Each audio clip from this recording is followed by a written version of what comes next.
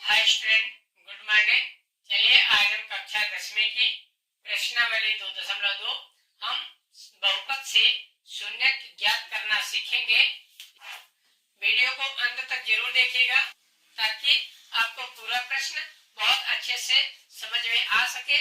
तो चलिए हम स्टार्ट करते हैं। प्रश्नों में सबसे पहले हम शून्य को प्राप्त करेंगे और फिर हम उसकी सत्यता की जांच करेंगे। तो प्रश्न पहला है, निम्न द्विघात बहुपद के शून्य ज्ञात कीजिए और शून्यकों तथा गुणांकों के बीच संबंध ज्ञात कीजिए। हम ज्ञात करेंगे कि ये किस तरह से होगा, है ना। तो सबसे पहले हम प्रश्न पहले को लेकर के देखते हैं।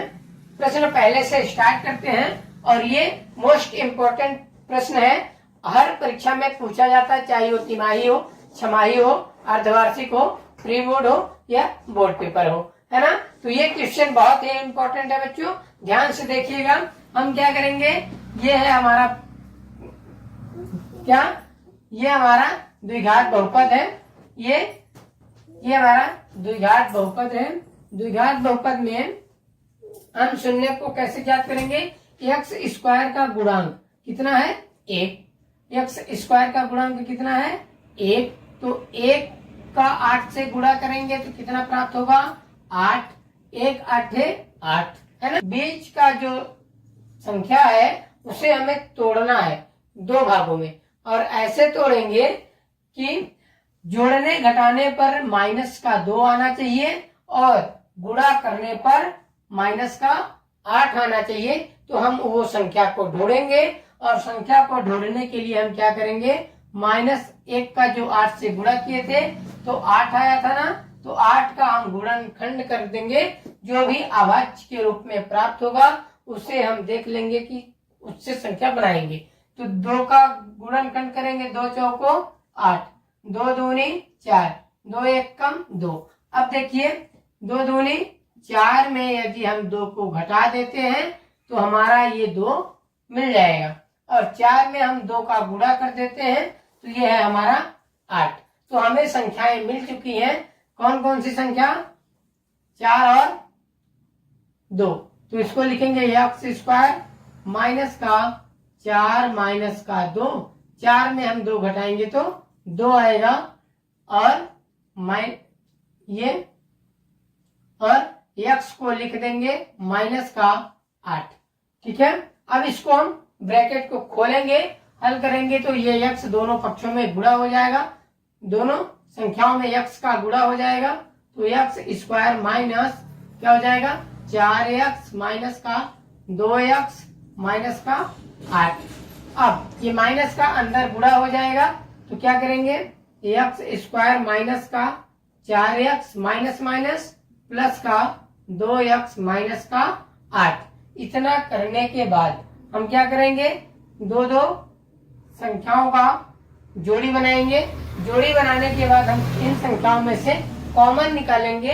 तो कॉमन निकालेंगे कैसे, x कितने बार है, 2 बार, तो x 2 बार लिख दिए, और ये 4 और x है तो 4 को अभाज्य के रूप में लिखिए, 2 और 2, और x को x लिख दिए तो हमारा जोड़ी क्या बना, x बना, है ना। तो इसमें से बाहर निकलेगा हमारा x, अंदर क्या बच जाएगा, x माइनस का 4। इस तरह से हम इसको कॉमन निकालते हैं, यानी x ही है जो दोनों में है, और ये प्लस, और इसमें क्या है कॉमन, 2 और x, और 8 को क्या लिख सकते हैं, 2 इंटू 2। तो ये हमारा 2 कॉमन निकलेगा, तो हमारा 2 बाहर आ जाएगा, ऊपर में बचेगा x और नीचे यानी दूसरी संख्या में बचेगा 4। तो ये हमारी अंदर की संख्याएं जो कोष्टक के अंदर होगी ना, वो बराबर प्राप्त होगा। हम मानेंगे कि हमारा प्रश्न जो है सही हल हो रहा है ना। तो एक बार लिखेंगे बाहर वाले को, जो बाहर में दिया है x प्लस का 2, और लिखेंगे एक बार कोष्टक के अंदर वाला x माइनस का 4। तो इसका शून्यक निकालेंगे, शून्यक निकालेंगे तो बराबर शून्य करेंगे, आ रहा है, शून्यक निकालेंगे तो क्या हो जाएगा, x शून्य से 0 शून्य से तुलना करने पर या शून्य की ज्ञात करने पर, तो पहले वाले का ज्ञात करिए, x माइनस 2 बराबर का 0।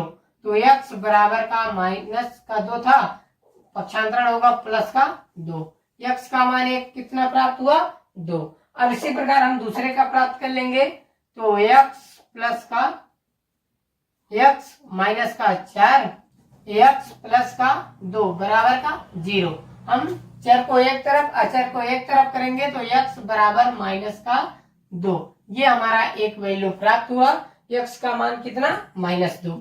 इसी प्रकार हम दूसरा मान भी प्राप्त करेंगे, x माइनस का 4 बराबर 0। तो x का मान कितना हो जाएगा बराबर 4 प्लस -4 था, उधर जाएगा तो +4। तो ये हमारे दोनों मान प्राप्त हो गए। और आपको पहले ही बताया जा चुका है कि ये द्विघात बहुपद में हमारा कितना शून्य प्राप्त होगा बच्चों, 2 शून्य, जो -2 और 4 हुआ। अब हम इसकी सत्यता की जांच करेंगे, है ना। सत्यता की जांच में क्या क्या करना पड़ेगा, शून्यकों का और गुणांकों के बीच संबंध बताना पड़ेगा। तो क्या हो जाएगा हमारा, ये है हमारे शून्यक, है ना, और गुणांकों के बीच संबंध। और गुणांक क्या है, ये गुणांक है, ये एक गुणांक है और ये गुणांक है। तो इनके बीच हम संबंध कैसे बताएंगे, अल्फा लिखेंगे, शून्यकों व गुणांकों के बीच संबंध। तो क्या हो जाएगा, अल्फा प्लस बीटा बराबर -b/a होता है ना।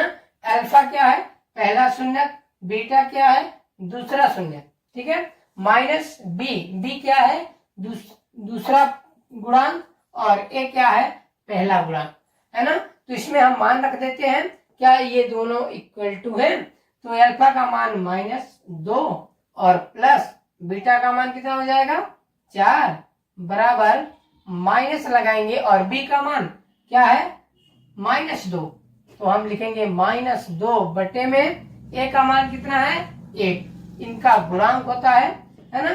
तो -2 और +4 कितना हो जाएगा बच्चों 2, माइनस प्लस माइनस घटेगा, बड़े पद में छोटे पद को घटाएंगे, 4 में 2 को घटा देंगे तो 2 आ जाएगा, बराबर माइनस और माइनस प्लस होता है, और ये 2 बटे में 1 करेंगे तो उतना प्राप्त होगा। तो ये हमारे सत्यता की जांच हो गई, यानी हम शून्यकों का योगफल करते हैं और -b/1 गुणांकों को करते हैं, तो हमारे दोनों मान बराबर आते हैं। इसी प्रकार हम करेंगे अल्फा इंटू बीटा बराबर c/a। तो अल्फा का मान क्या है -2, बीटा का मान क्या है 4, है ना, बराबर c का मान क्या है -8, -8 बटे में a का मान क्या है 1। तो -2 और 4 का हम गुणा कर देंगे तो माइनस आ जाएगा 8 बराबर, ये 1 का भाग देंगे तो उतना ही प्राप्त होगा, माइनस का 8 है ही। तो ये दोनों मान बराबर हुए। इस तरह से हम सारे प्रश्नों को कर सकते हैं।